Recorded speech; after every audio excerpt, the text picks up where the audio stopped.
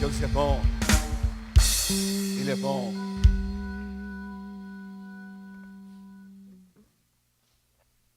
Deus é bom.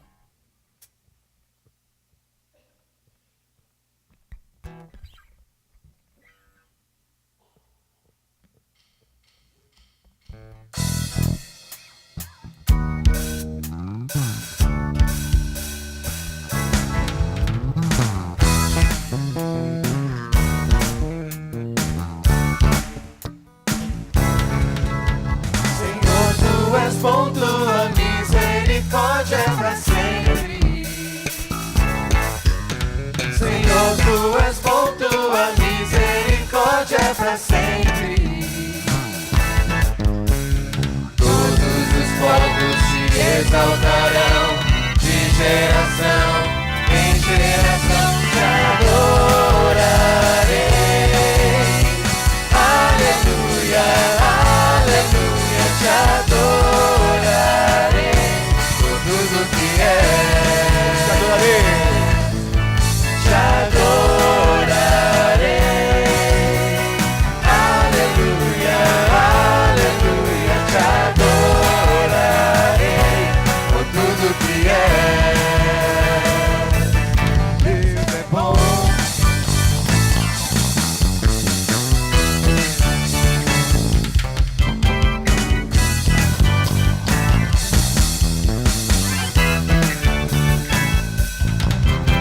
Senhor, tu és bom, tua misericórdia é pra sempre. Senhor, tu és bom, tua misericórdia é pra sempre. Todos os povos te exaltarão, de geração em geração te adorarei.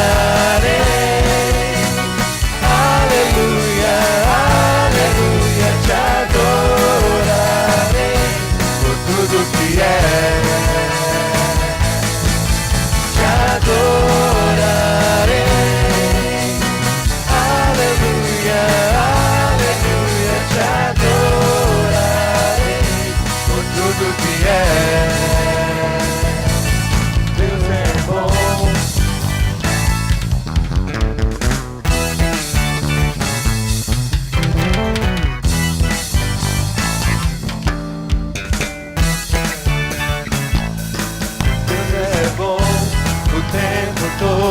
O tempo todo, Deus é bom, Deus é bom, o tempo todo, Deus é bom, Deus é bom, o tempo todo, Deus é bom, Deus é bom, o tempo todo, Deus é bom. Senhor, tu és bom, tua misericórdia é pra sempre. Senhor, tu és bom, tua misericórdia é pra sempre. Todos os povos te exaltarão, de geração em geração te adorarei. Aleluia, aleluia, te adorarei por tudo que é. Te adorarei. Aleluia, aleluia, te adorarei por tudo que é. Por tudo que é. Por tudo que é. Deus é bom.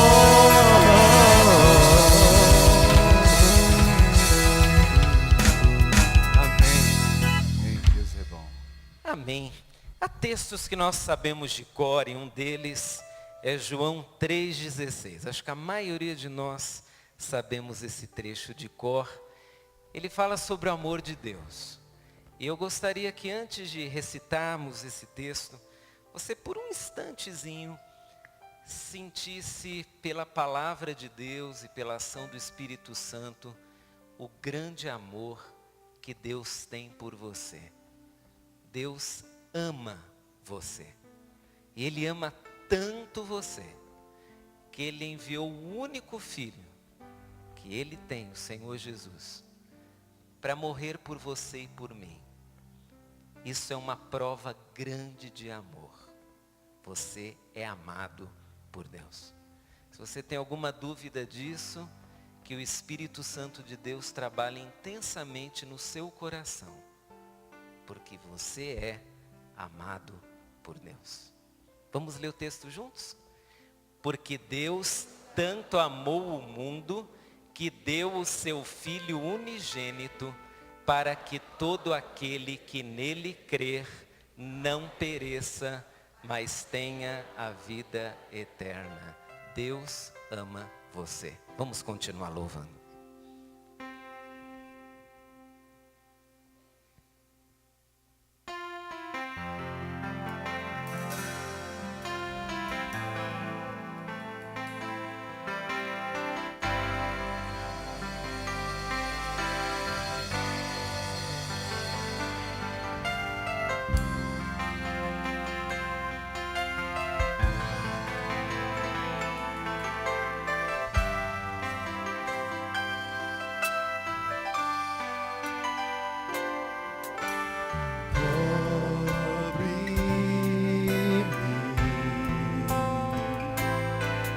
Com tuas mãos, com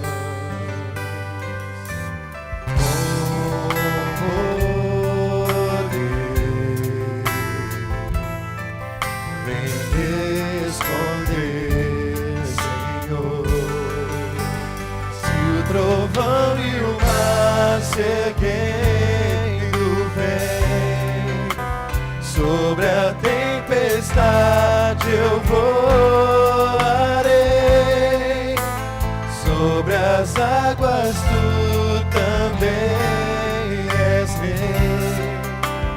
Descansarei, pois sei que és rei.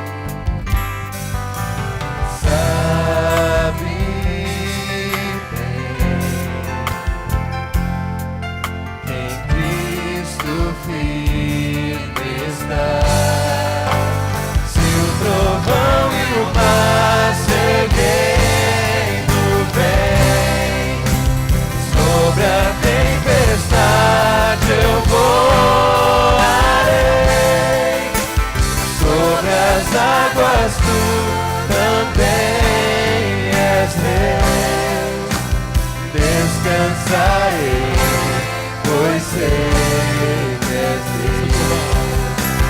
Se o trovão e o mar se erguendo vem sobre a tempestade, eu voarei sobre as águas, tu também és Deus. Descansarei, pois sei que és Deus.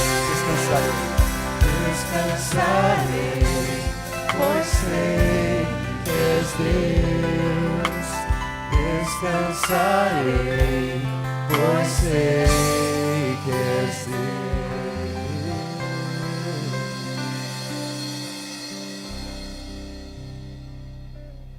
Pode sentar-se, querida. Você é amado por Deus, descanse no grande amor que Deus tem por você.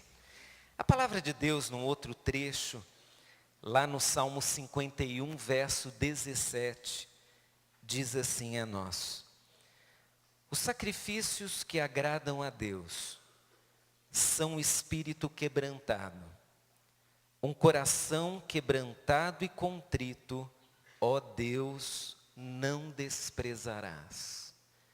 Um coração quebrantado e contrito, ó Deus, não desprezarás. É em família que nós passamos por algumas situações bem difíceis e por vezes o nosso coração fica tão inseguro, tão fragilizado, ficamos tristes, somos tomados por uma série de preocupações. Eu tenho a impressão de que você que está aí sentadinho deve ter alguma preocupação relacionada à família. Talvez seja um filho, talvez seja o seu marido, talvez seja uma questão de toda a família, uma situação financeira grave, talvez seja alguém, um membro da família que se afastou de Deus, talvez você tenha em sua família uma situação dessas que estamos trabalhando nesse domingo da família, a questão da homossexualidade. Talvez você esteja aqui hoje pela manhã com seu coração bem apertadinho. Mas eu quero te desafiar hoje mais uma vez a confiar em Deus. E como essa palavra, quebrantamento, gera em nós uma atitude de entrega, uma atitude de confiança, uma atitude de descanso em Deus. Eu gostaria que você transformasse o próximo cântico numa oração.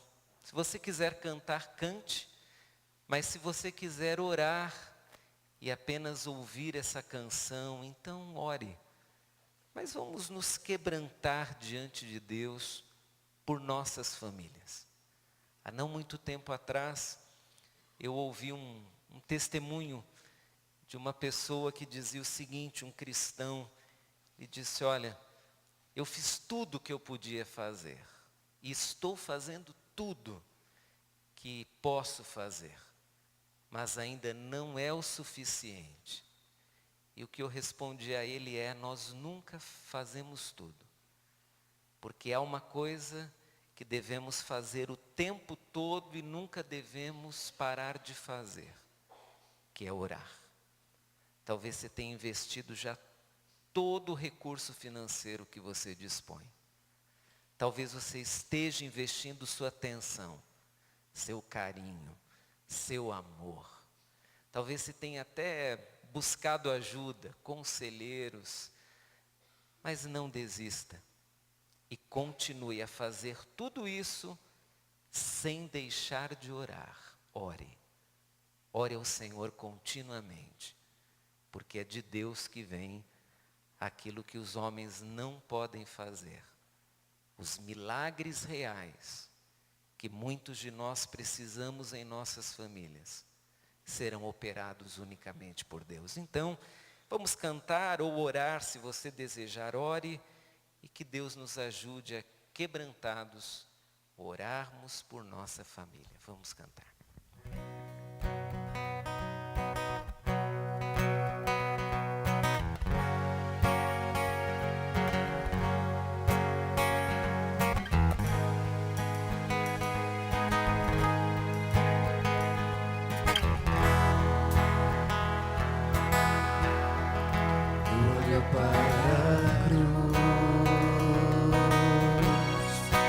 Para a cruz eu vou, do seu sofrer participar, da sua obra vou cantar. Meu Salvador, na cruz mostrou o amor do Pai. Justo Deus,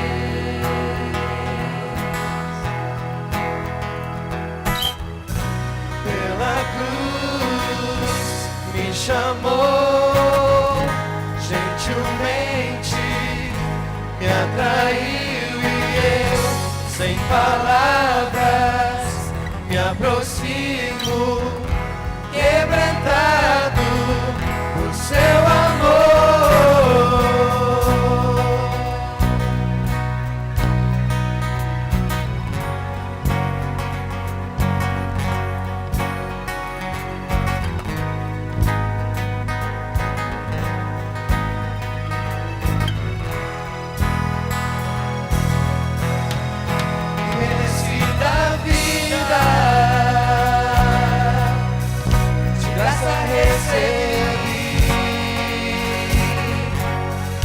sua cruz, a morte me livrou, trouxe minha vida. Eu estava condenado, mas agora pela cruz eu fui reconciliado.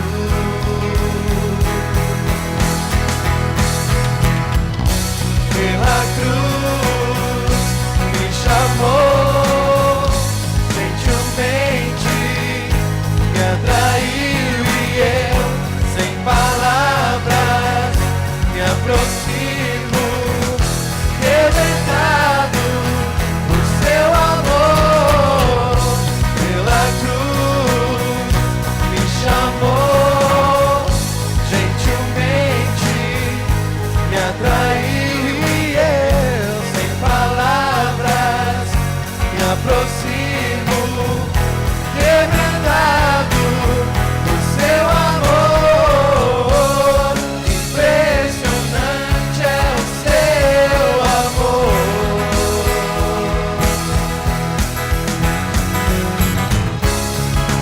Me redimiu e me mostrou o quanto é fiel. Impressionante é o seu amor.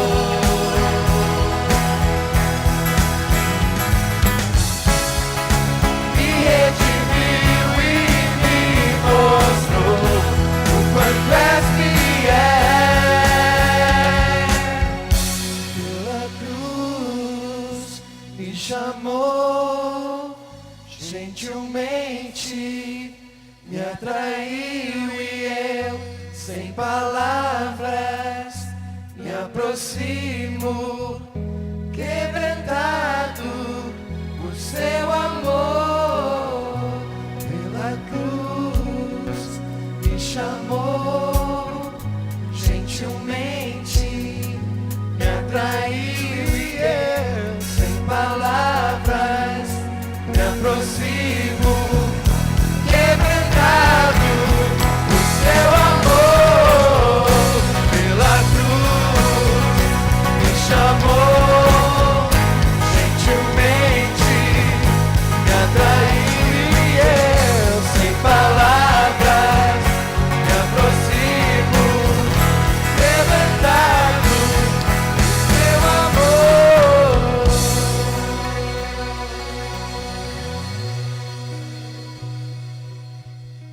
Se você foi atraído pelo amor de Jesus, os seus familiares também podem ser.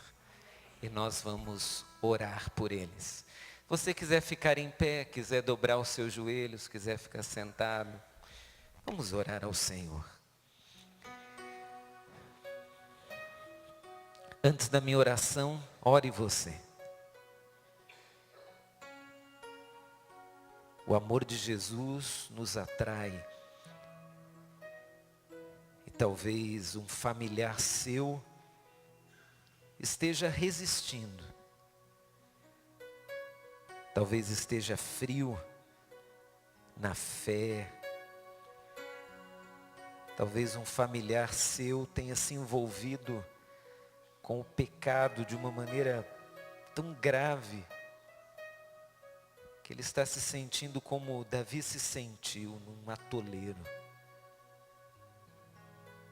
E quando pessoas estão no atoleiro, elas têm tanta dificuldade de sair. Elas precisam da nossa ajuda. O amor de Jesus, que se manifesta na vida de um irmão, de um pai, de uma mãe, de um esposo, de uma esposa, de um filho.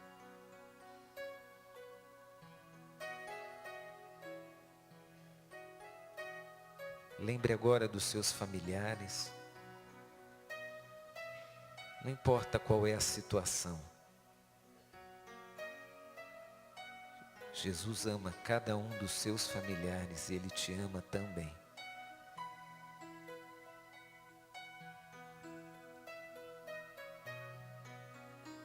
Se você não conseguir agora orar pela sua família, ore pelo menos por você.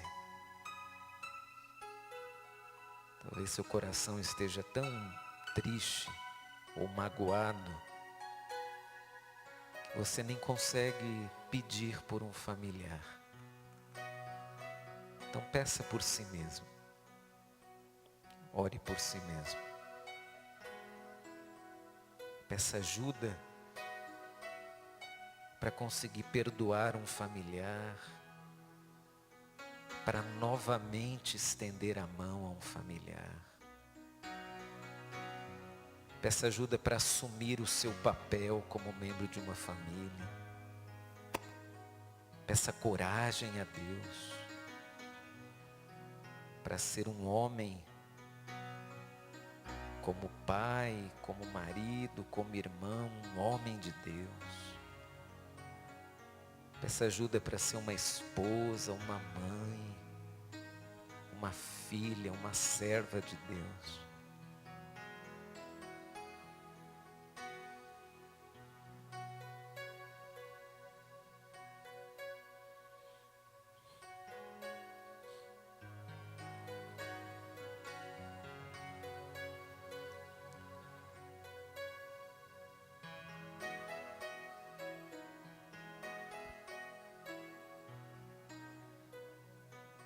Senhor nosso Deus, nós acabamos de cantar que o Teu amor nos atraiu através de Jesus. Nós acabamos de cantar que fomos quebrantados, não pela força bruta, mas sim pelo grande amor que o Senhor tem por nós. E em nome desse amor, que se manifestou de maneira completa através do sacrifício de Jesus, que nós nos aproximamos de Ti em oração nessa manhã.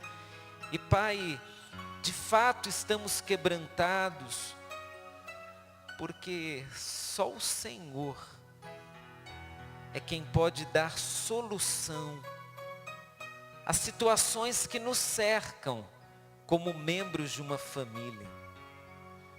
Só o Senhor pode levar a solução às situações que já fugiram há muito tempo do nosso controle. Questões que agora não dependem nem mais de nós.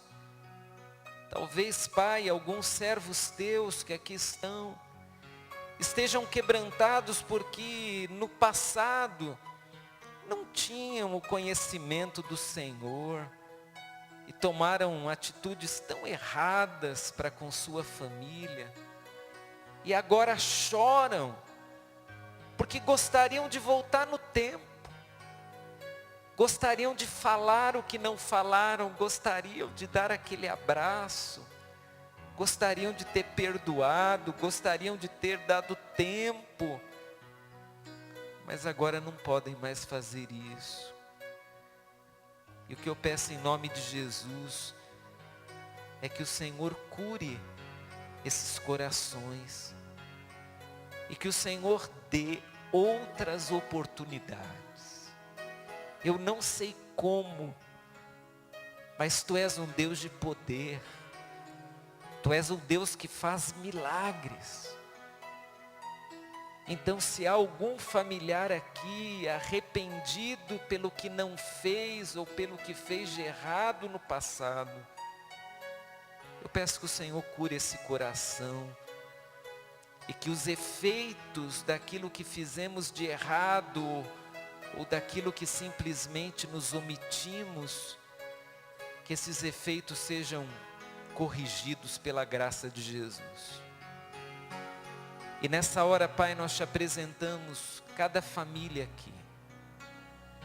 Não Te apresentamos aquela família bonitinha que aparece no domingo aqui, mas nós Te apresentamos a família da verdade de segunda a sábado. A família da verdade dentro de um lar. A família da verdade quando conversa um com o outro. e que pela tua graça que se manifestou em Jesus, haja restauração para muitas famílias que vivem momentos tão difíceis. Pai, nós te apresentamos nossas dores e nossas preocupações em relação à nossa família e a nós mesmos. E nós pedimos que o Senhor, no grande poder que tem, esteja nessa hora, levando restauração, promovendo perdão, promovendo paciência, nos dando amor, nos dando criatividade, nos dando inteligência para lidarmos com os nossos familiares, mas sobretudo que o Teu Espírito Santo prepare o nosso coração e o coração dos nossos familiares para que haja ali um ambiente propício para a graça de Jesus fazer diferença. E que essa graça se manifeste através de nós que conhecemos Jesus. E Pai, se há alguém aqui cujo coração está de fato quebrado, que o Senhor reconstrua em nome de Jesus. Nós cremos no Teu poder, cremos no Teu amor e cremos que a família é uma invenção Tua, e com o Teu poder e graça nós cremos que a família pode dar certo. Ajuda-nos a ver isso em nossos lares e quebrante, Pai, cada um de nós de tal forma que não estejamos lutando com a nossa força, mas sim que haja em nós dependência total do Senhor. Ajuda-nos a depender de Ti e ajuda-nos a olhar com os olhos da fé as grandes mudanças que acontecerão dentro de nossos lares. É o que te pedimos hoje pela manhã e o fazemos no nome de Jesus. Amém. Amém.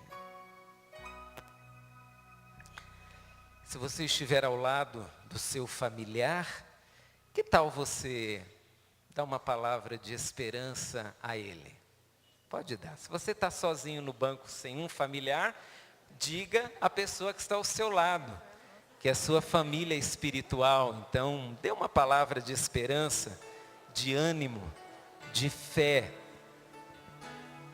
E se você não acredita no que Deus pode fazer, olha, Deus pode fazer tudo, absolutamente tudo.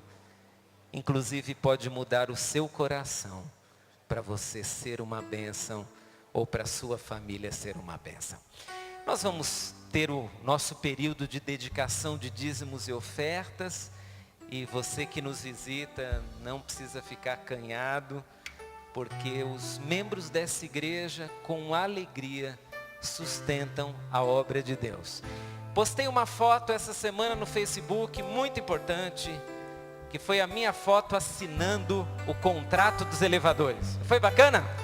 Poxa, foi muito legal. A caneta até falhou. Tá lá, assinado. E assinei para nós pagarmos juntos. Não acha que eu vou pagar sozinho, tá bom, gente? Por favor.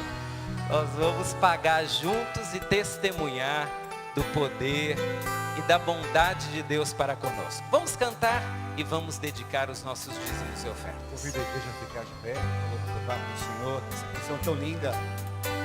Confia em fé.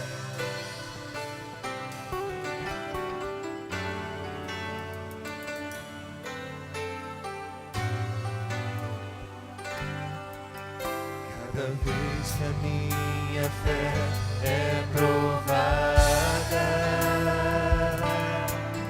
Tu me dás a chance de crescer um pouco mais. As montanhas e vales, desertos e mares que atravesso me levam pra perto de Ti. Minhas provações não são maiores que o meu Deus e não vão me impedir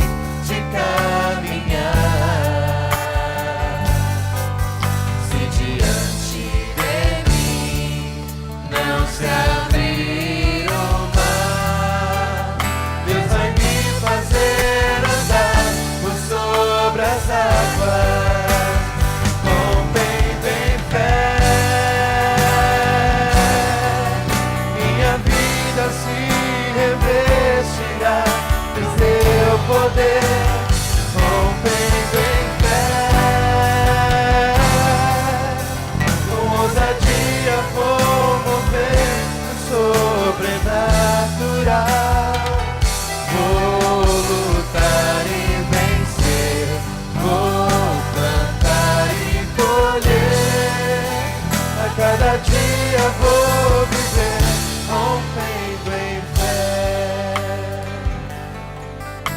Cada vez que a minha fé é provada, tu me das a chance de crescer um pouco mais. As montanhas e vales, desertos e mares que atravessam e levam pra perto de ti. Minhas provações não são maiores que o teu Deus e não vão me impedir de caminhar. Se diante de mim não se abrir o mar, Deus vai me fazer andar por sobre as águas, rompendo em fé. Minha vida se revestirá do teu poder, rompendo em fé. Com ousadia vou mover no sobrenatural. Vou lutar e vencer, vou plantar e colher. A cada dia vou viver rompendo em fé, rompendo em fé. Minha vida se revestirá do teu poder, rompendo em fé. Com ousadia vou mover no sobrenatural. Vou lutar e vencer, vou plantar e colher. A cada dia vou viver rompendo em fé. A cada dia vou viver rompendo em fé. A cada dia vou viver rompendo em fé.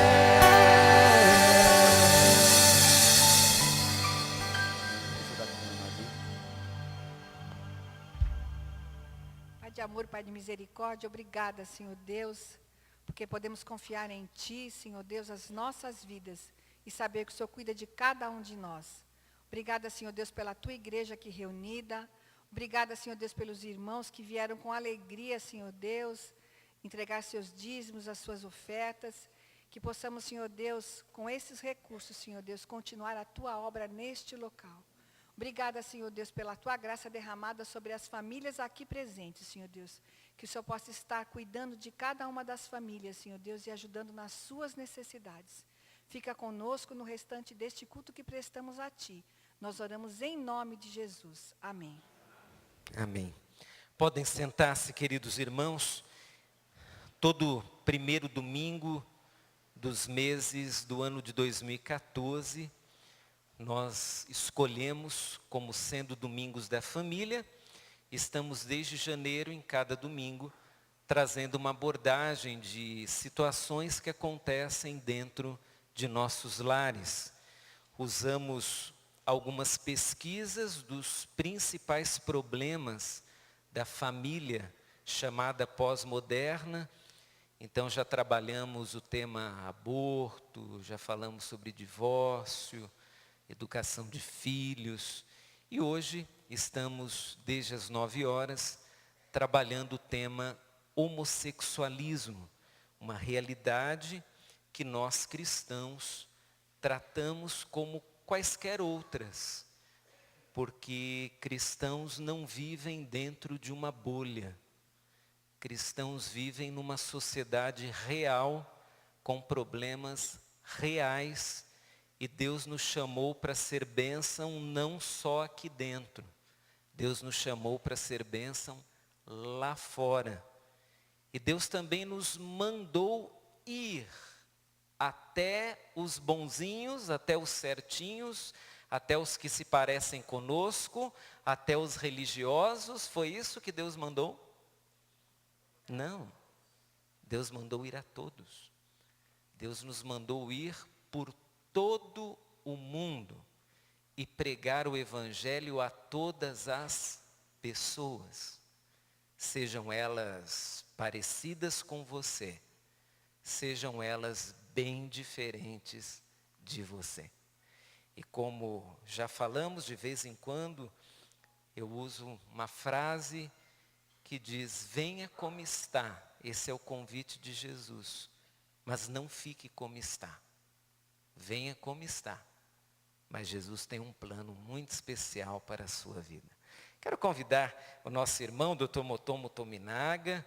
Vários de vocês já estavam aqui desde as 9 e já ouviram uma parte bem importante do estudo do irmão Motomo. Pode vir aqui, querido. E nós vamos continuar agora ouvindo esse servo de Deus. Por pouco, o irmão Motomo não foi meu aluno na Faculdade Teológica Batista de São Paulo. Eu acho que você foi para São Carlos de medo da fama. O Dr. Motomo atualmente atua como médico lá em São Carlos. Ele é gerente da Unimed, mas é um servo de Deus, irmão nosso da Igreja Assembleia de Deus, e com muita alegria nós recebemos você aqui, tá bom, querido? Você trouxe a sua esposa, a sua filha, é isso? Trouxe, mas elas não vieram aqui. Ok, então você manda um abraço para elas. Com a família, eles foram para Amém, amém. Seja muito bem-vindo. Vamos orar mais uma vez. Senhor, eu peço em nome de Jesus que tu continues a abençoar o teu servo, irmão Motomo. Nós te agradecemos porque ele é um servo teu que está testemunhando da salvação, da graça, do grande amor de Jesus entre médicos, pacientes, profissionais da saúde. E eu peço em nome de Jesus que onde o teu servo Motomo passar, que ele seja uma bênção, como até aqui tem sido. E nós te agradecemos por ele dispor do seu tempo para estar aqui conosco nessa manhã. E pedimos que o Senhor mais uma vez o use para a tua honra e glória e para a nossa edificação. Nós oramos no nome de Jesus. Amém. Amém. Deus te abençoe. Como é costume na minha igreja, saúdo a todos com a paz do Senhor. Amém. Quero mais uma vez agradecer a Deus a oportunidade que me dá de ocupar o púlpito de uma igreja que é dele, não é nossa. Nós somos dele, a igreja é dele. E ele nos dá a oportunidade de trazermos alguma coisa que também é dele. Toda sabedoria, verdade e conhecimento que está no livro que ele nos deixou. Quero agradecer ao pastor Guilherme, como já fiz esta manhã, pela ousadia e a coragem de colocar um humilde servo desconhecido para falar de um assunto difícil como é esse que nós estamos abordando nesta manhã, que é o homossexualismo. Eu acabei me distraindo com a nossa conversa hoje de manhã, ultrapassei o limite do horário que me tinha sido cedido e alguma coisa ficou sem ser comentada, mas assim que nós comentarmos uma palavra que nós separamos também hoje de manhã para conversar sobre ela, nós vamos ocupar uns minutos para comentar o finzinho do assunto que nós viemos conversando. Eu vou pedir aos irmãos que abram as suas Bíblias no livro do profeta Ezequiel, no capítulo 3. Nós vamos ler os versos de 18 a 21.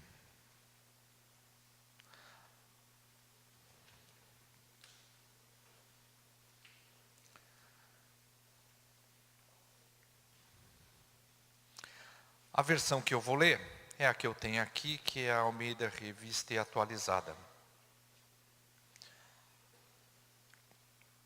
E assim está escrito nessa versão da Bíblia. Quando eu disser ao perverso, certamente morrerás, e tu não o avisares, e nada disseres para o advertir do seu mau caminho para lhe salvar a vida, esse perverso morrerá na sua iniquidade, mas o seu sangue da tua mão requererei. Mas se avisares o perverso, e ele se converter da sua maldade e do seu caminho perverso, ele morrerá na sua iniquidade, mas tu salvaste a tua alma. Também quando o justo se desviar da sua justiça e fizer maldade, e eu puser diante dele um tropeço, ele morrerá. Visto que não o avisaste, no seu pecado morrerá, e suas justiças que praticara não serão lembradas, mas o seu sangue da tua mão requererei. No entanto, se tu avisares o justo, para que não peque, e ele não pecar, certamente viverá, porque foi avisado, e tu salvaste a tua alma. Nesta passagem, Deus está falando ao profeta Ezequiel, dizendo a ele o que ele deveria fazer. Nós vamos tomar essa palavra como se fosse para nós. Pois, se professamos a fé em Jesus e cremos que esta palavra é a palavra da verdade, todo o seu conteúdo deve ser vivido por nós. Nós não somos Ezequiel, mas devemos nos portar como Ezequiel.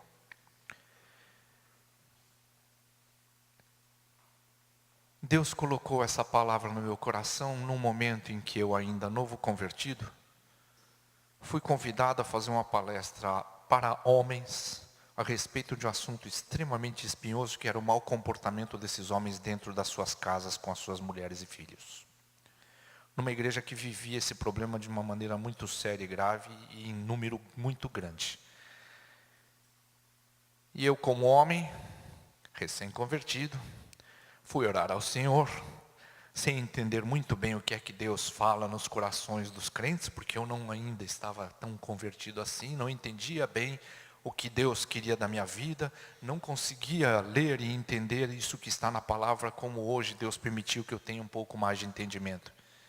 Mas esta palavra veio a mim, e eu entrego ela a vocês, a todos vocês, a todos os crentes com quem eu encontro, para que façam companhia a mim, para que isso não pese só para o profeta Ezequiel no tempo em que ele viveu, e não pese só sobre mim ou sobre o pastor Guilherme nos dias de hoje, mas que cada um de nós seja Ezequiel, que leve a palavra do Senhor, que reconheça naquele que é pecador aquilo que há de errado, e leva a ele a palavra da verdade e diga o que está de errado, porque é isto que Deus está pedindo para nós fazermos. Ah, mas é muito difícil dizer para um pecador que ele peca. É verdade, é muito difícil. Mas aqui Deus está justificando para nós, como justificou para Ezequiel, o que é que ocorrerá se nós não o fizermos. O ímpio morrerá. E aí a culpa será nossa. Mesmo para o justo, para aquele irmão que está sentado ao nosso lado, quando alguma coisa ele comete de erro, de engano, de deslize, de pecado, cabe a nós, com amor, nos dirigirmos a ele, para lembrarmos que existe uma palavra, uma lei de Deus, que diz como nós devemos nos portar. E se nós assim não o fizermos, corremos o risco de Deus cobrar isso de nós, levando a esse irmão à morte, morte espiritual. Eu entendi que, por espinhoso, difícil e complicado que fosse qualquer assunto, era apenas mais um assunto sobre o qual Deus espera que nós conversemos, falemos, admoestemos, orientemos uns aos outros dentro da igreja do Senhor. Então, o que eu fizer de errado, cada passo que eu colocar, fora da linha, que é a direção que Jesus nos deu, por favor, me lembrem que eu estou errado. Porque Deus espera isso de nós. E eu espero poder ter da parte de cada um com quem eu conversar, a receptividade para ouvir também. Porque Deus espera isso de nós e prepara o caminho para que nós falemos. Nós não precisamos ter vergonha, nós não precisamos ter medo, porque nós estamos realizando aquilo que Deus pediu para nós fazermos. E dessa forma, eu acabei vindo até aqui, atendendo a mais um convite para falar desse assunto, que é muito complicado aparentemente. Mas quem esteve conosco aqui desde cedo, já percebeu que é muito complicado mesmo. Mas que é compreensível. Dá para a gente entender por que é que as coisas acontecem do jeito que estão acontecendo. Houve uma história, uma evolução para chegar até aqui. Eu não tenho, graças a Deus, como eu já disse hoje pela manhã, experiência própria de vida nesse assunto. Minha família não passou por nenhum desses problemas. Eu não tenho ninguém na família com esse tipo de transtorno de desenvolvimento e nem de comportamento. Mas o Senhor colocou na minha mão para falar sobre esse assunto. Eu vou falar um pouquinho de como isso aconteceu para vocês entenderem como eu vim parar aqui, para falar deste assunto. O professor Lourenço Rega, diretor da Faculdade Teológica Batista, estava dando uma aula de ética. No meio da aula ele interrompeu para fazer um pequeno comentário e me perguntou: doutor, o que é que o senhor pensa a respeito desse assunto? E eu expliquei para ele aquilo que eu venho falando hoje de manhã. Ele acabou publicando isso num artigo num jornal batista. E por causa deste artigo, ele acabou sendo convidado para fazer palestra sobre o assunto e a gente compartilha essa carga. Ora ele vai falar sobre esse assunto, ora eu estou falando sobre esse assunto. E a carga é muito menor do que parece no começo. Quando a gente vai abordar um assunto assim, fala, puxa, mas isso é muito complicado e difícil, será que é isso? Eu consigo falar sobre isso? Deus nos capacita conforme a necessidade dos ouvintes e não da nossa. Então, quem vai ouvir aquilo que a gente tem para falar e nós vamos só nos colocar à disposição. E eu espero que cada um de nós seja capaz de fazer isso, de se colocar à disposição para falar sobre esses assuntos. Se não tiver o problema em casa, na casa do vizinho onde tem o problema, na casa de familiares onde tem o problema, nós temos o dever, a obrigação de abrir os nossos corações, as nossas mentes, sairmos por aquela porta e buscarmos aqueles que ainda estão lá perdidos, como o pastor Guilherme falou, e trazer para a casa do Senhor. Ou, se não quiserem vir, para a gente levar o Evangelho até eles. O Senhor pediu para nós levarmos o Evangelho até eles. Ordenou que nós fizéssemos isso e acho que nós devemos fazer. Nós devemos fazer.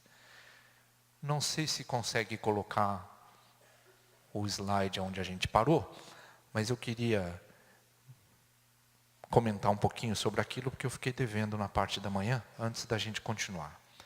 E depois, como eu não tenho um testemunho próprio, pessoal, para dar sobre esse assunto, eu vou comentar rapidamente o testemunho de um pastor que eu conheci quando meu irmão foi consagrado pastor de uma igreja. Ele estava presente à cerimônia, eu tive a oportunidade de conhecê-lo. Ele me contou o testemunho de vida dele e eu pedi licença para ele usar, para nós usarmos o testemunho dele nas palestras sobre esse assunto, e eu vou comentar um pouquinho aquilo que ele... Pode passar. Pode passar. Isso, esse aí. Bom, nós paramos hoje de manhã nesse diapositivo aí, nesse slide aí, em que eu aponto algumas coisas, e aí eu estou falando eu não gosto de falar eu aponto, mas das muitas coisas que investiguei para estudar esse assunto, separei algumas dessas coisas. Então eu separei essas coisas aqui, elas não são necessariamente as mais frequentes, nem as mais importantes, são as que me tocaram. No que se refere ao que fazer e ao que não fazer, no cuidado e no trato dessas pessoas que têm esse distúrbio de comportamento, de identidade sexual.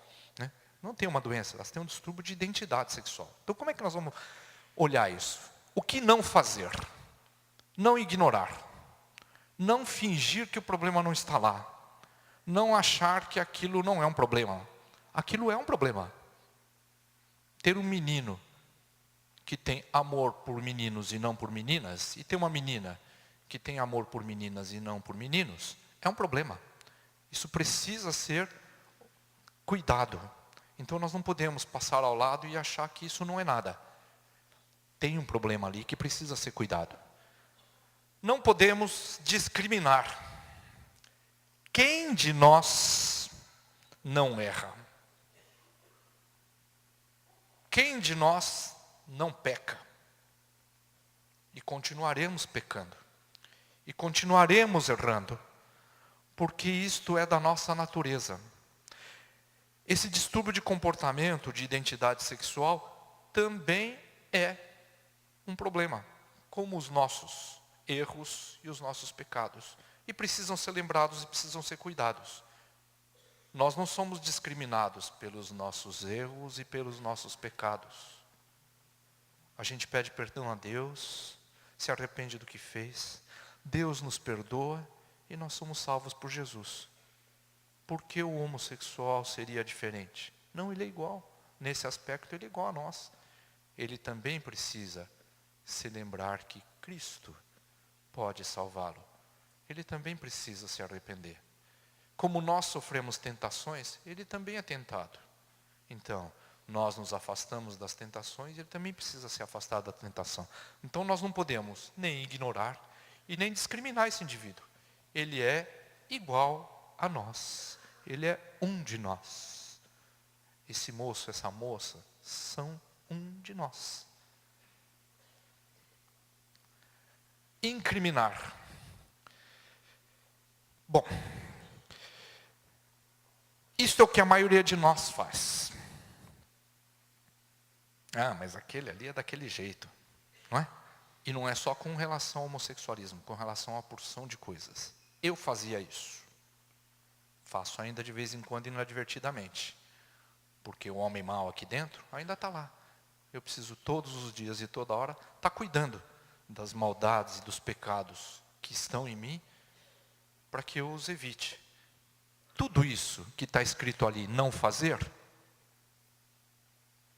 eu já fiz com relação aos homossexuais. E ainda faço. Porque a memória para deixar de fazer é fraca e falha. E a gente esquece que não é para fazer e faz. Então nós precisamos continuamente estar nos lembrando e lembrando uns aos outros que essas coisas que a gente pensa em não fazer, não incriminar, não desprezar, eles são iguais a nós, eles não são nem mais nem menos. Não odiar. Tem gente que odeia homossexuais, a maioria dos homens odeia homossexuais. Odeia, tem ira, raiva, eu já tive isso. E de vez em quando essa raiva volta. Né? Quando a gente recebe uma provocação ou coisa assim, a raiva volta. É quase inevitável, a gente não consegue rejeitar essa raiva. Mas ela tem que ser evitada. Nós precisamos ser diferentes. Precisamos controlar essa raiva. Não isolar. Entra uma pessoa travestida, um menino travestido de mulher, a primeira coisa que a gente faz é se afastar. E habitualmente fica num cantinho lá no fundo, como uma ilha, com várias cadeiras e vários lugares em volta, sem ninguém se sentar. Aquilo ali é horripilante, não dá para chegar perto, eu não vou me aproximar. E a gente rejeita duramente, isola. Tem uma outra coisa que no nosso meio não ocorre, mas aí no mundo ocorre, que é estimular esse comportamento anormal. isso também deve ser evitado. E o que é que nós devemos fazer? Bom, amar. Esse é um mandamento de Jesus, né? Amar ao próximo como a si mesmo. Puxa, como é difícil fazer isso, não? Principalmente quando o próximo a gente imagina que é tão diferente de nós. O travesti, aquele que está ali na rua, na avenida, seminu, oferecendo o seu corpo à venda, sabe lá por que motivo, porque não consegue se sustentar ou porque tem prazer naquilo. Nós somos capazes de nos aproximar com amor, levar para dentro das nossas casas para cuidar, trazer aqui para dentro da igreja, sentar no primeiro banco e nos ajoelharmos com ele para orar? Isso é amor. Eu vou contar daqui a pouco o testemunho do pastor Paulinho de Jesus. Vocês vão ver o amor que o pai desse homem tinha por ele, por Deus, por Jesus. Acolher. Acolher é fazer exatamente o oposto do que eu disse que nós fazemos. Deixar sentado no último banco com um monte de gente afastado dele, não próximo. Informar. Essa é a parte difícil de fazer, né? Dizer com sinceridade e com amor aquilo que Deus quer de verdade para as nossas vidas. Como é que nós devemos nos portar? O que é que a palavra diz a respeito disso? E como implementar uma mudança nesse sentido? É muito complicado fazer isso, né? Por isso nós estamos aqui sentados hoje, tentando estudar um pouco esse assunto. E como eu comecei dizendo hoje de manhã, eu não conheço esse assunto o suficiente para ensinar ninguém. Eu só estou compartilhando algumas coisas que espero que vocês não tenham que ter o trabalho que eu tive para ler e entender. Então estou trazendo um pouquinho daquilo que existe a respeito. Não sou especialista no assunto, mas informar é levar basicamente a palavra. Nisso vocês são muito mais cultos do que eu, que estou convertido há tão pouco tempo. Graças a Deus eu não tive que frequentar essas aulas. Acho que ia ter que fazer o curso umas 3 vezes. Orientar. Bom, no que significa esse orientar? Orientar, nós falamos alguma coisa hoje de manhã sobre reconhecer o problema na infância. Tomar cuidado com o problema na infância. O problema do distúrbio comportamental e da identidade sexual. Tentar identificar isso e cuidar adequadamente. Quando tem um problema orgânico, isso é mais fácil de resolver. Quando organicamente, anatomicamente, fisiologicamente, o indivíduo é normal e tem um distúrbio de comportamento e de identidade sexual, isso é muito mais complicado. A gente precisa da ajuda de muita gente. Psicólogo, psiquiatra, pediatra. Não pode ser uma coisa que a gente imagina que vai cuidar sozinho. E não pode colocar nos ombros do pastor para resolver. Porque o pastor não aguenta sozinho tudo isso. Ele precisa de uma equipe para cuidar disso. Tá? Então, orientar é entender o problema de maneira mais profunda, procurando ajudar de maneira completa. Proteger. Proteger do quê? Proteger daqueles que fazem tudo aquilo que não deve fazer com essas pessoas que precisam de proteção. Ah, mas eu também preciso de proteção. Todos nós precisamos. Precisamos da proteção de Deus, acima de tudo. E essa pessoa também, provavelmente ela não tem. Então levemos a proteção que nós sabemos levar, a proteção de Deus, aquela que nós já temos. No mínimo fazer isso, pelo menos fazer isso, se a gente não puder proteger de outra forma. Ouvir. Nós estudamos algumas das causas sociais, familiares, que levam a esses problemas de homossexualismo. Algumas, poucas, rapidamente. Mas precisamos ouvir essas pessoas para que a gente possa entendê-las e entender o problema cada vez mais, para a gente poder cuidar deles. E principalmente, evangelizar. Ensinar o que Deus tem para a vida dessas pessoas. Como é que elas podem ser tratadas, cuidadas, recebidas aqui na igreja. Amadas, amadas, amadas, amadas. Elas precisam de muito amor, muito, muito amor. Esse pastor, Paulinho, ele era filho de um pastor.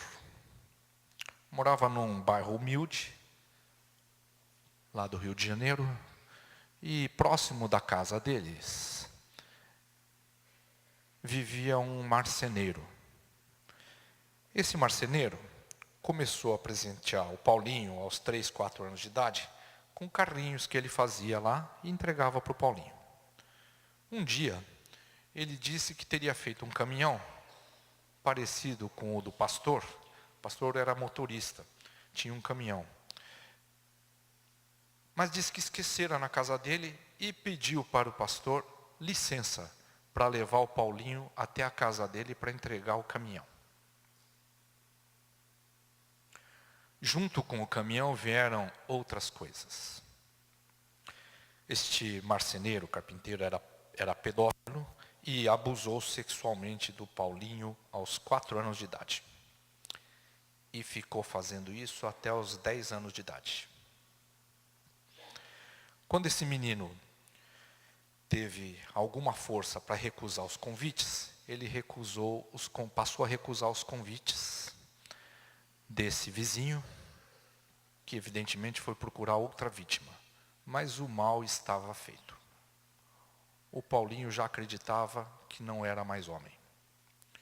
Na escola, ele encontrou outro menino, cuja história eu não conheço, porque o Paulinho não me contou, mas que ensinou a ele como mudar as características físicas e fisiológicas do Paulinho usando hormônios.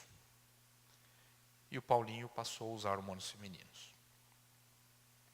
Isso produziu todas as alterações orgânicas consequentes a isso. Este menino era um menino inteligente, compunha músicas e, para reforçar a identidade sexual feminina, ele se submeteu a diversas cirurgias e se transformou num transformista. Como tinha dom para música, ele passou a compor vinhetas para a Rede Globo e se tornou conhecido como compositor de vinhetas para a Rede Globo. E era convidado para as festas da Rede Globo como um travesti. Vocês sabem que a mídia gosta disso, divulga isso. E esse indivíduo ficou conhecido e rico. Depois de adulto, ele foi, antes de se tornar famoso, ele andou pelas avenidas oferecendo a si mesmo e se prostituindo. O pai dele, pastor, voltava do culto, saía à procura do Paulinho pelas avenidas do Rio de Janeiro, quando encontrava o Paulinho, cobria a nudez dele, punha ele de volta no carro, levava para casa. Conta o Paulo que numa ocasião fizeram uma festa de Dia dos Pais e os pais, pastores e obreiros da igreja, foram convidados a levar seus filhos até o púlpito. Esse pastor levou o filho à igreja, subiu ao púlpito com ele travestido, de salto alto, de saia. Foi duramente criticado. Ele disse: ele é o presente de Deus e uma bênção na minha vida. Esta verdade que vocês estão vendo externamente ainda vai mudar. Eu creio que Deus faz o milagre. Esse pastor faleceu depois de alguns anos. O Paulinho, já adulto, foi convidado para ir a um casamento no interior de um estado lá do Nordeste. O casamento foi numa igreja evangélica, de uma pessoa que ele tinha conhecido na infância, uma menina, que então era mulher, e o convidou para esse casamento. Ele havia composto na casa dele, há muito tempo atrás, uma música para Jesus. Depois desse casamento, ele foi convidado a ir a um outro culto na mesma igreja, porque aquela menina muito pobre casou e continuou ali na cidade. Ela não fez uma viagem de núpcias como a maioria de nós faz. Mas ela continuou convidando ele a ir à igreja enquanto ele estava lá. Ele foi num culto de missões. E a missionária, quando subiu ao púlpito, falou assim: Deus está me dizendo que eu não vou levar a palavra hoje a vocês. Que tem uma pessoa aqui que quer trazer um louvor. E apontou para o Paulinho. Paulinho se recusou a ir lá cantar. E aí a amiga dele insistiu e ele acabou indo até o púlpito louvar o Senhor. Ele mais chorou do que louvou. E naquele momento, o Espírito Santo de Deus tocou aquele homem. E ele entendeu o tamanho do engano em que ele estava enfiado dentro da infância, desde a infância. Se desfez das roupas, desfez as cirurgias, passou a louvar o Senhor, compôs vários hinos, não saía mais da igreja com medo de encontrar qualquer coisa no mundo que o tentasse. Passou a realizar a obra dentro da igreja, foi diácono da igreja, foi presbítero na igreja, se tornou pastor da igreja e ele é o pastor que eu conheci. Então, meus irmãos, o mais importante de tudo que nós podemos fazer é levar a palavra do Senhor. É trazer essas pessoas aqui para dentro do nosso seio. Recebê-las com amor. Mais do que isso. Pode mudar, por favor?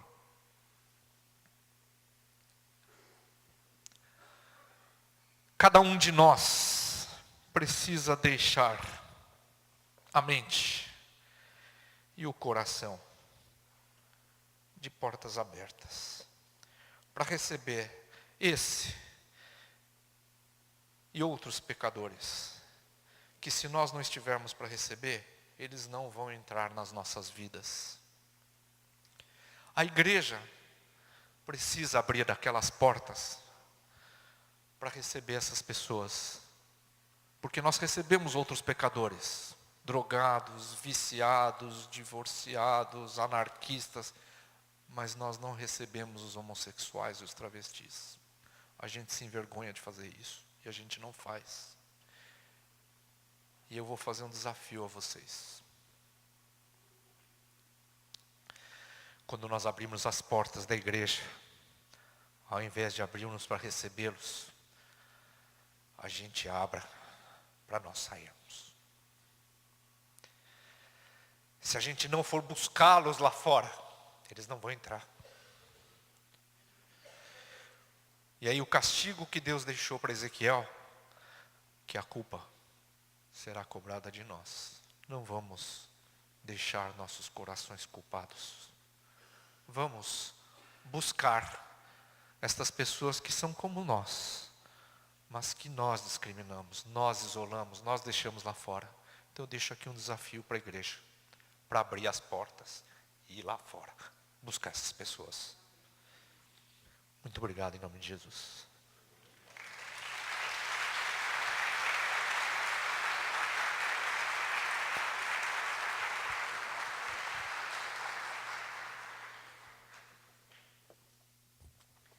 O Dr. Motomo pediu que eu encerrasse a palavra dele.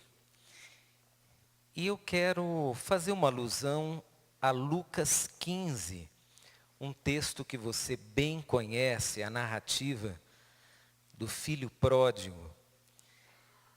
Quero ler a partir do verso 20, que diz assim: E levantando-se foi para o seu pai. Vinha ele ainda longe quando seu pai o avistou e, compadecido dele, correndo, o abraçou e beijou.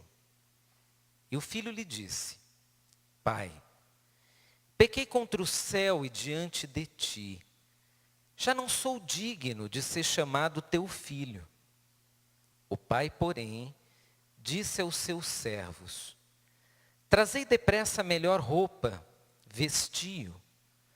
Ponde-lhe um anel no dedo e sandálias nos pés. Trazei também e matai o novilho cevado. Comamos e regozijemo-nos, porque este meu filho estava morto e reviveu. Estava perdido e foi achado. E começaram a regozijar-se. É óbvio que a primeira aplicação desse texto está relacionada a Deus que nos recebe. Mas nós somos a família de Deus. Nós somos os filhos de Deus. E a igreja não é nossa. A igreja é de Deus. Por algum motivo, Deus resolveu ser amoroso, ser acolhedor, ser receptivo, muito mais do que nós, seus filhos. Não apenas em relação ao homossexualismo, mas a uma série de questões vistas hoje na sociedade.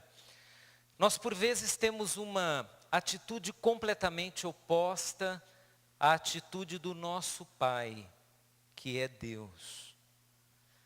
A igreja se tornou, por vezes, muito mais severa do que o próprio Deus. Muito mais fria, muito mais rígida. O dono da igreja é um pai amoroso, que se revelou a nós através de seu único filho, igualmente amoroso. E no texto, eu quero fazer 4 considerações bem objetivas sobre como lidar, não apenas com essa realidade, mas várias outras que nos cercam. A primeira, o pai recebeu um filho aparentemente, segundo as regras sociais, um filho indigno, porque essa era a situação do pródigo. O pródigo voltou para casa sem dignidade, tanto é que ele fez um plano, o plano de se apresentar não mais como um filho, mas como um empregado, atitude própria de quem não se acha digno, de quem olha para si mesmo e percebe uma série de situações que lhe tiraram a dignidade, pelo menos no âmbito social e até familiar. Mas o pai recebeu. É o primeiro destaque do texto. E se você foi um bom leitor, você há de ter observado que o pai queria receber. Tanto queria que o pai estava ali pronto a receber, estava aberto a receber, aguardava o filho que vinha. Queridos, se nós queremos ser bênção na vida de filhos, ou de estranhos, ou de cônjuges, nós precisamos estar abertos a receber. E não só abertos, na verdade nós devemos nutrir em nosso coração a expectativa de receber, o desejo de receber. Eu acho que, infelizmente, as igrejas, elas acabaram entrando pelo mesmo caminho da sociedade, no que se refere a desacreditar da mudança em algumas pessoas. Nós preferimos rir das mesmas piadas que são feitas, do que nutrir a expectativa de que alguém pode mudar, de que alguém pode ser transformado, de que alguém sim pode experimentar um milagre da parte de Deus. Essa semana que passou eu li um pouco sobre um pastor inglês chamado Charles Bridges, lá do final de 1800. E Charles Bridges, entre tantas coisas que falou àquela época, é que os cristãos não deveriam aprovar algumas brincadeiras que eram feitas. Isso lá em 1840. Porque por trás de algumas brincadeiras, por trás de alguns comportamentos engraçados, está uma filosofia de vida. Está uma estrutura mental que não combina com o Evangelho de Jesus. Nós rimos como os outros riem. Nós zombamos como tantos zombam. E é vergonhoso saber que dentro de um ambiente como a Igreja de Jesus, nós ridicularizamos pessoas quando chegam marcadas e feridas. Pastor Motomo, na primeira parte da sua palestra às 9h, disse que bullying, pedofilia e outros elementos são geradores de um comportamento homossexual.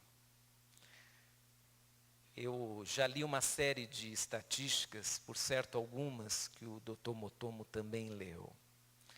Mas sabe quais são as estatísticas que mais me assustam? São aquelas que dizem que dentro de igrejas também existe bullying. Em acampamentos de meninos existe bullying. Em acampamentos de meninas existe bullying. Em quadras de futebol, dentro de prédios que hospedam a igreja no domingo, também existe bullying.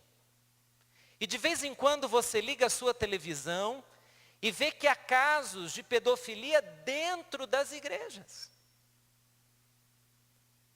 Nós não podemos concordar e muito menos aceitar com qualquer tipo de comportamento que fecha as portas da igreja ou que participa da perversidade que o pecado, com a sua dominação sobre o ser humano, consegue imprimir.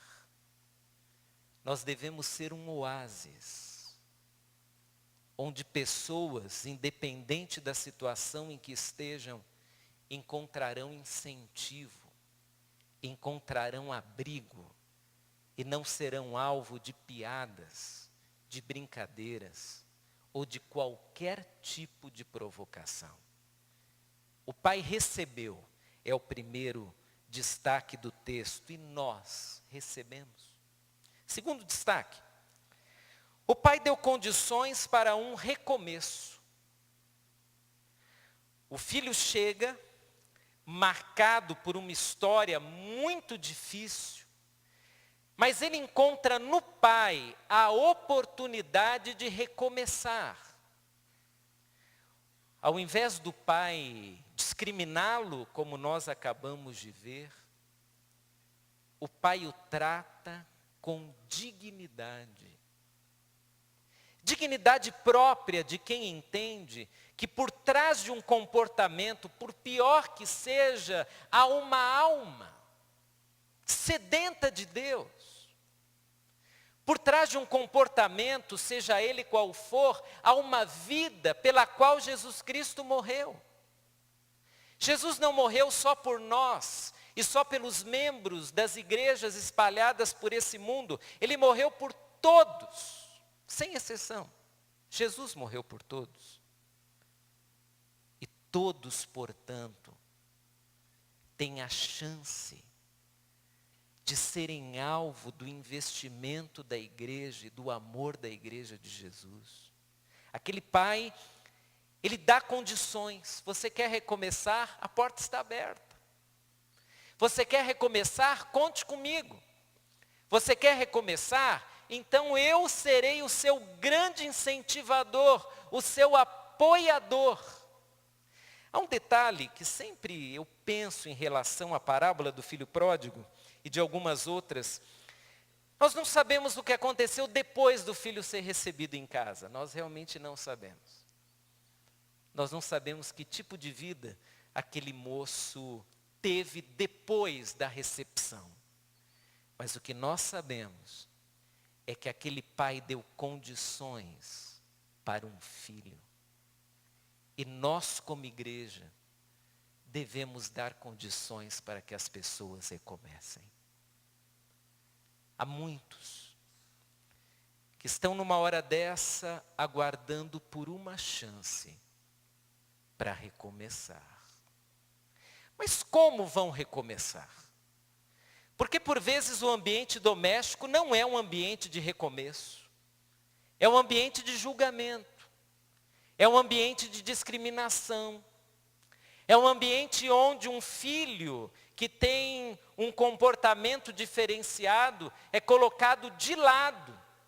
Ele é preterido em nome do filho bonzinho, em nome do filho certinho, em nome do filho que nunca saiu de casa. O texto menciona um outro filho. O filho que não saiu de casa. Mas o filho que não saiu de casa, em nenhum momento, foi colocado numa situação superior àquele que agora está voltando para casa. Nós, como igreja, precisamos dar condições para as pessoas recomeçarem.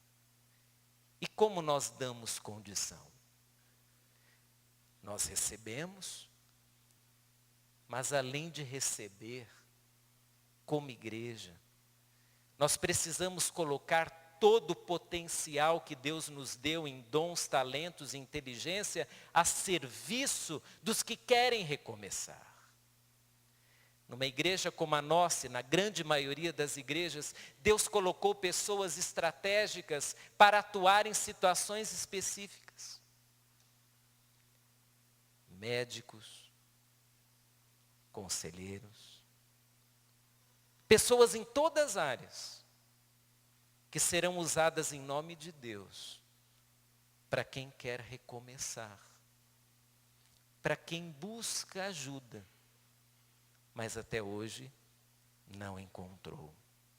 Terceiro destaque do texto é que o pai deu àquele filho uma honra que superou a vergonha que o filho tinha. Percebeu isso? O filho chega envergonhado, o filho chega quebrado, o filho chega cheio de sentimentos, os mais inferiores possíveis, depreciativos. O filho está pensando em apresentar-se como um funcionário, porque ele sabe que o pai é bom, e o pai vai pelo menos tratá-lo como um funcionário, como um empregado. Mas o pai honra aquele filho. Honra. O pai coloca sandálias nos pés, o pai coloca roupa nova, o pai coloca um anel do dedo. O pai honra aquele filho. E talvez você e eu tenhamos até um pensamento subjetivo, perguntando, será que ele não merecia pelo menos um puxão de orelha? Será que ele não merecia pelo menos um sermão daqueles que nós sabemos dar quando estamos bravos? Porque a pessoa mais mansa do mundo, quando está brava, não é moleza. Será que ele não merecia uma palavra mais dura? A verdade é que o pai usou uma linguagem espiritual. O pai olhou para o seu filho, reconhecendo nele o valor que aquele moço tinha por ter sido criado por um projeto divino, à imagem e semelhança de Deus. Eu sei que é muito difícil, isso seria tema de uma boa palestra, é muito difícil entender o que é a imagem e semelhança de Deus no homem depois do pecado. É difícil entender isso. Até onde vai? Mas em Cristo, crendo na restauração, na reconciliação e nessa obra magnífica de Jesus, nós olhamos para as pessoas e as honramos, porque no projeto divino, elas foram criadas a partir de um Deus perfeito. E Jesus nos redime já nesse tempo e completará essa obra na eternidade, para que tudo aquilo que o pecado roubou do ser humano venha a ser reconquistado plenamente em Cristo Jesus. A pessoa mais errada desse mundo, ela é digna por causa de Deus. Ela não é mais indigna pelos seus pecados do que é digna por causa de Deus. Toda vez que nós zombarmos, olharmos com julgamento para uma pessoa, seja ela quem for, e diante da situação na qual se encontre, nós precisamos olhá-la pelos olhos da dignidade da cruz de Cristo. Precisamos enxergar as pessoas não só pelo estrago que o pecado fez, mas pela graça que transforma. Se você está cercado por pessoas que foram quebradas pelo pecado e marcadas pelo pecado, enxergue-as como os olhos da graça, do que elas poderão ser em Cristo Jesus. E eu não sei o que você sente, mas o que eu sinto eu espero que muita gente me surpreenda. Eu espero que muita gente cuja vida hoje está quebrada por causa do pecado, me surpreenda daqui a pouco, quando se encontrar com a graça de Jesus. Quarta e última consideração. O Pai ofereceu a si mesmo e ofereceu toda a estrutura que dispunha para abençoar o seu filho. Quando o filho chegou, o pai estava lá. E o pai colocou toda a casa, todos os empregados, para servir o seu filho. Que interessante. A estrutura da casa do pai é para ajudar uma pessoa que vem quebrada pela vida.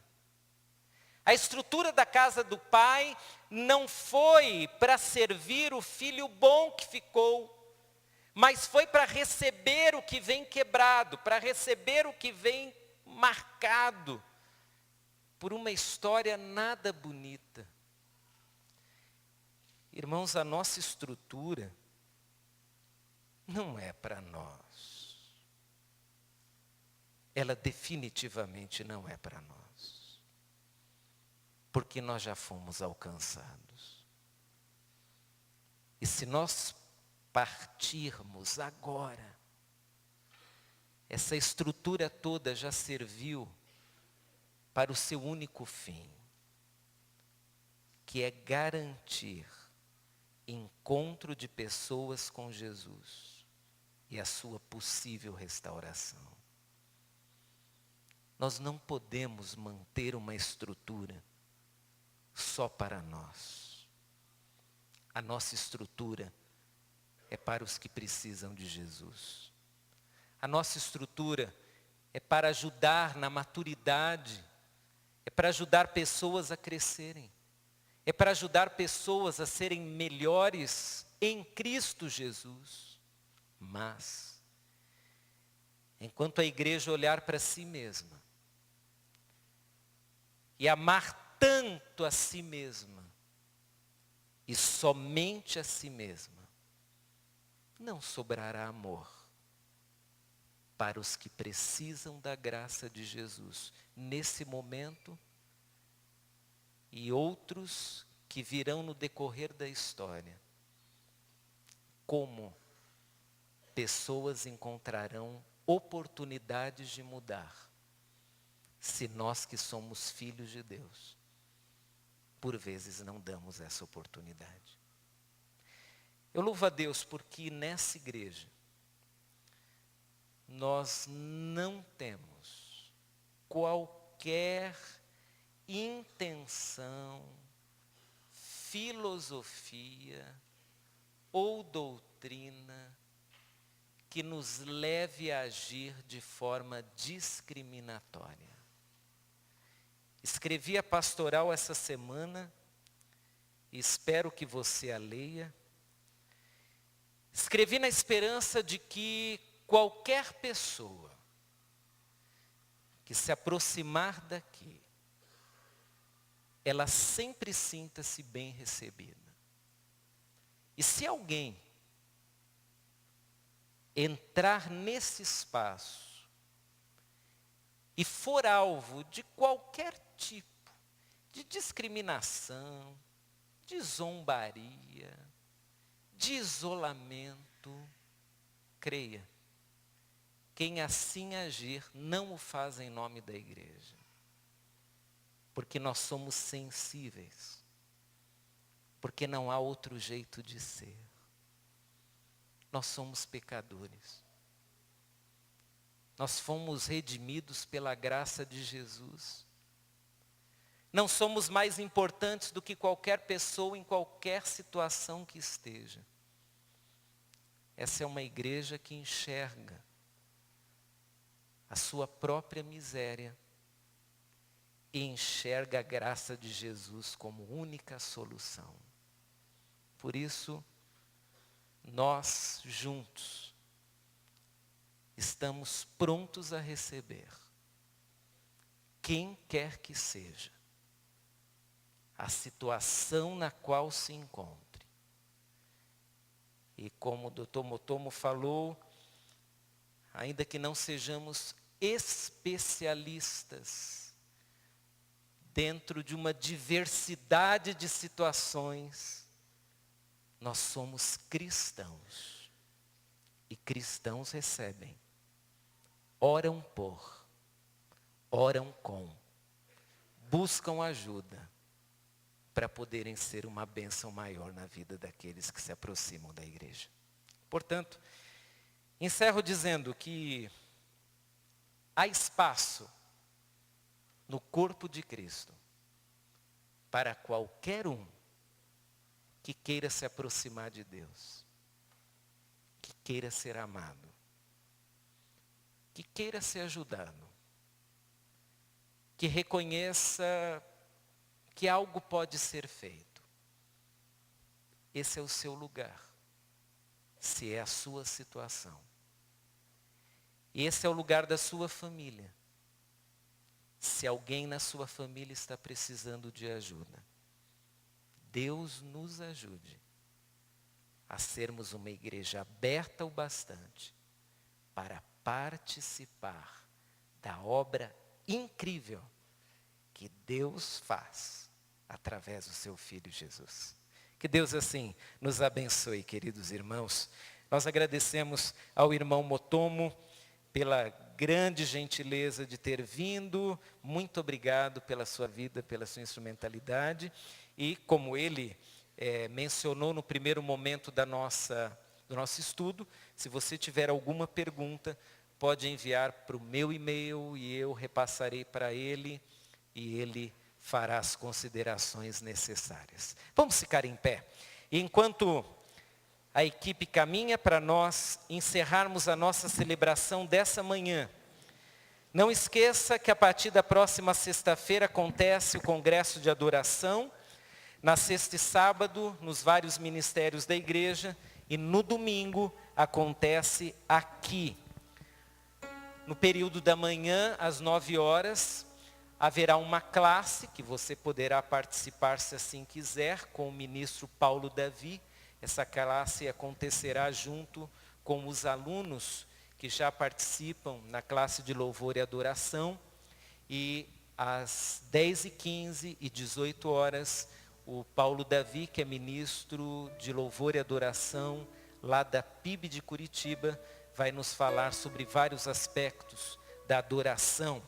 Você, ao término desse culto, pode almoçar com a gente se você quiser, tá bom? Hoje tem mais almoço do que da última vez. Então, passe, primeiro lance de escadas e vamos almoçar juntos. Você percebeu que está dentro do seu boletim de oração? Oração não, dentro do seu boletim. Tem esse boletim de oração. Porque nós vamos passar às 12 horas a partir da sexta-feira à noite, às 20, até o sábado às 7, nós passaremos orando juntos por nossas famílias, cada um na sua casa ou no seu trabalho, onde você quiser. Então, se você não retirou o seu boletim, a saída, pegue o seu e ore. Você tem aqui 7 blocos de oração. Você pode em 1 hora ou em 2, no tempo que você quiser, pode orar por todos ou pode orar por um desses blocos. E a saída tem o nosso mural de oração, com às 11 às 12 horas, que estaremos juntos orando, cada um no seu lar. Você anote lá, da 1h30 da manhã às 2 eu vou orar, das 3 às 4 o outro, e nós vamos ter aí um relógio de 12 horas orando por nossas famílias. Os outros avisos, por gentileza, abra o seu boletim e leia, tá bom, querido? Tem uma série de coisas bacanas acontecendo, vários ministérios promovendo ações.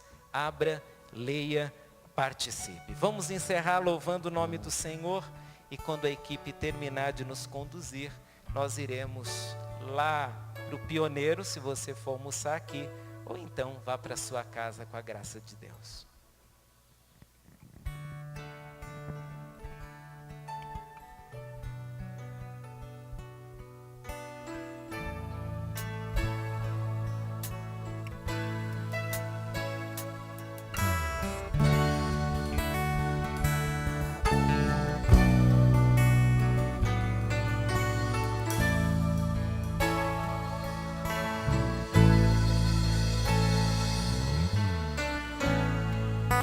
Quando penso na cruz, é difícil entender como pôde Deus, por amor, se render. O que posso dizer? Seu sangue vertido lavou-me, curou-me. Sou livre em Cristo Jesus.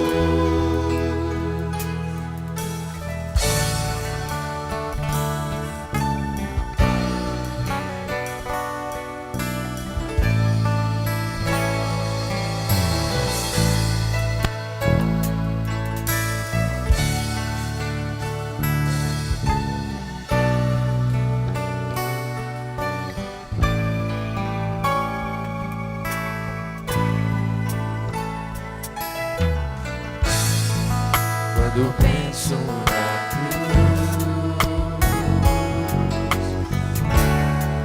é difícil entender como pôde Deus, por amor, se render. O que posso dizer?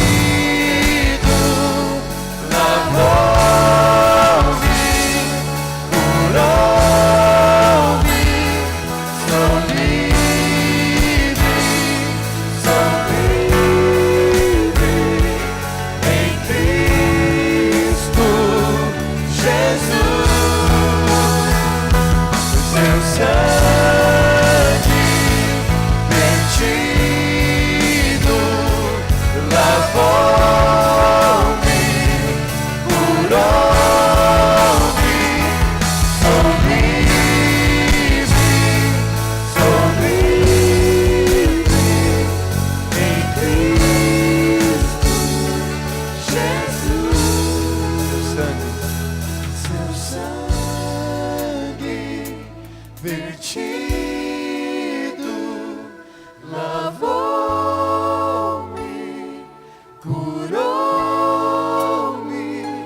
sou livre, sou livre em Cristo Jesus. Seu sangue vertido lavou-me, curou-me, sou livre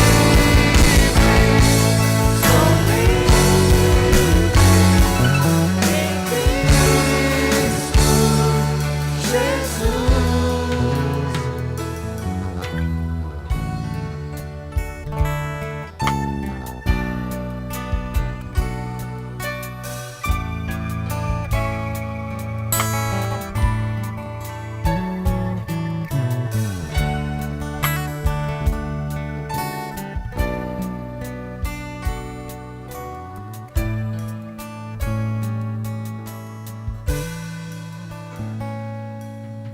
Senhor nosso Deus, nós te agradecemos por essa manhã e louvamos o teu nome, porque quando estávamos mortos em nossos pecados, o Senhor nos amou.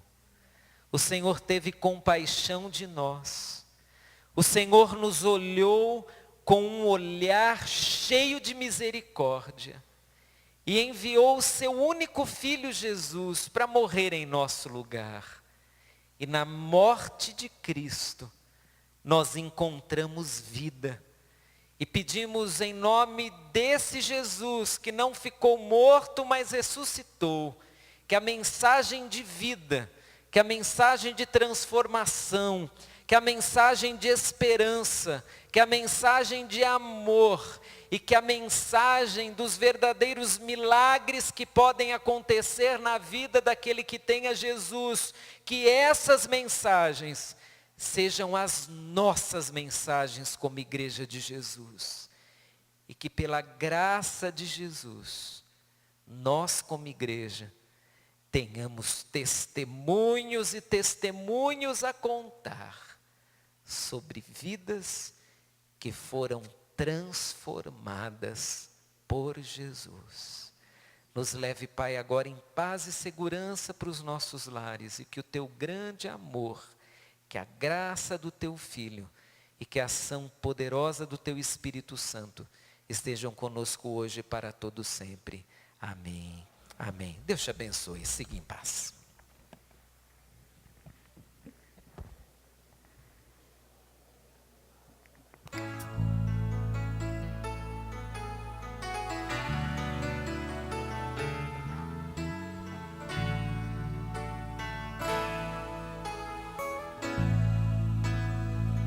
Me engrandecer